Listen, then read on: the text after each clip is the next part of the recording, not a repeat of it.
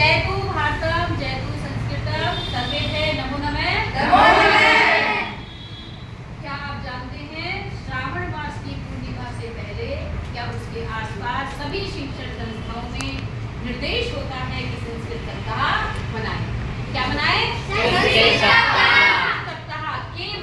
सप्ताह क्यों मनाएं? क्योंकि एक संस्कृत केवल मात्र एक ऐसी भाषा है जो हमारी संस्कृति को बचाए हुए है, जो मूल्यों का बोध कराती है, जीवन जीने की कला सिखाती है, जिनके श्लोकों में हमारे जीवन का सार लिखा होता है।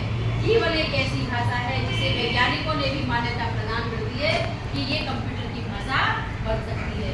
इसको बोलने में हमारे मुंह के जितने भी पार्ट हैं सबको प्रयोग में किया जाता है, जैसे दंत, तालु, जीवा, मुंह, होठ, इन सब का प्रयोग किया जाता है। और केवल मात्र एक ऐसी भाषा है जो हमारे मूल्यों को बचाए हुए है। किसको बचाए हुए है? मूल्यों को। जैसी लिखी जाती है वैसी ही बोली जाती है। कृत्रिम भाषा है, इसमें कोई भी बनावट नहीं है। प्राकृतिक भाषा है, कृत्रिम नहीं। हम क्या कहेंगे? प्राकृतिक भाषा है। और आज संस्कृत सप्ताह दिवस हम इसलिए भी मनाते हैं क्योंकि संस्कृत के जो व्याकरण के बहुत बड़े विद्वान थे पाणिनि, जिन्होंने व्याकरण बोध कराया था, व्याकरण लिखी थी ताकि हम संस्कृत सरल भाषा में बोल सकें और लिख सकें, उनके जन्म दिवस के रूप में भी हम आज मनाते हैं। क्यों? संस्कृत को हम बचाए रखें। जितने भी श्लोक पढ़ते हैं, सूक्तियाँ पढ़ते हैं, अच्छी बातें पढ़ते हैं, उन्हें अपने व्यवहारिक जीवन में प्रयोग में लाएं। इसीलिए संस्कृत सप्ताह को मनाया जाता है। विद्यालयों में बच्चे संस्कृत पढ़े और उन शिक्षाओं को अपने जीवन में उतारें। इतनी सुंदर सुंदर बातें अपूर्व है तब कोशे भारती संचय है क्षयति और वैति वृद्धि मायाति। हे सरस्वती माता, तुम्हारा जो संस्कृत का कोश है वह अपूर्व है। जितना खर्च करते हैं उतना बढ़ता है और जितना संचय करते हैं किसी को कुछ नहीं बताते उतना ही नष्ट होता जाता है ना? ऐसी बातें कौन बताएगा? केवल और केवल संस्कृत। एक संस्कृत में कितने ही श्लोक है, सतम दद्यात विनय विदे, 100 देकर भी किसी को झगड़ा ना करे।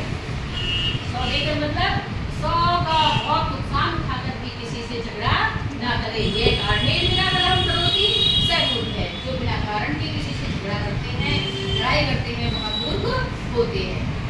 प्रिय वाक्य प्रदान सर्वे कुशंति जंतवे तस्मात् तत्एव वक्तव्यम बचेगा दरिद्रता। हमें प्रिय वचन बोलने से सभी लोग प्रसन्न होते हैं, इसलिए हमें मीठे वचन बोलने चाहिए और मीठे वचन बोलने से सभी खुश रहते हैं, है ना? तो इस तरह की सुंदर बातें कर्मण्ये वाधिकारस्ते मा फलेषु कदाचन फलेषु मा संतोषं ये मनुष्य निश्चित तौर से तो अपने कर्म पर ध्यान देना चाहिए।